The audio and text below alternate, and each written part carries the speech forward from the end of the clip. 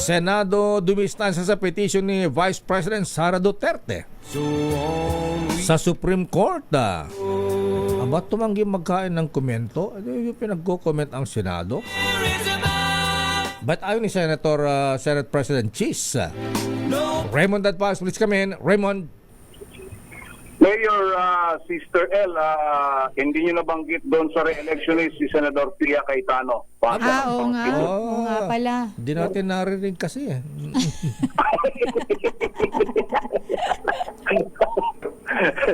Re-electionist pala yun.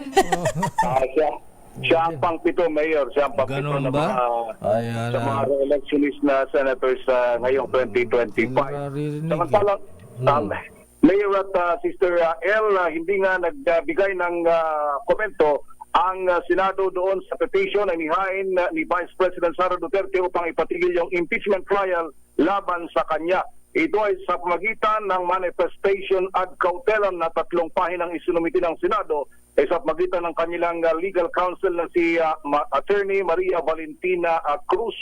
Sinabi ng Senado na wala daw akusasyon laban sa kanila bilang paglabag sa batas ang kampo ni VP Sara. Maliban dyan ay sila lang ang merong eksklusibong kapangyarihan para dinggin ang isang kaso ng impeachment, kaya hindi na sila dapat magbigay ng anumang komento hinggil sa nasabing petition na inihain ng kampo ni VP Sara. Ang kanilang naging papel lamang ay tanggapin yung articles of impeachment na isinumiti sa kanila ng Kamara de Representantes at sila din ang ililitis nito bilang impeachment court.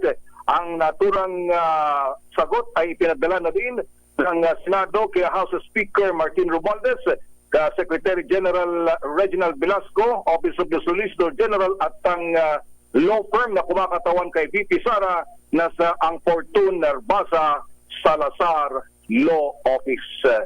Ito si RH20. Kulang Raymond. Isa mo yung dating USEC ng DepEd si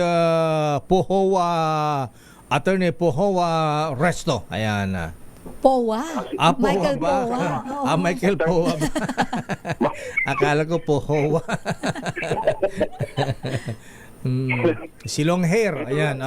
Wow. Ayun yung kasi kasama doon sa grupo, Mayor, na nagkain ito yung mga tinatawag nilang Davao-based lawyers.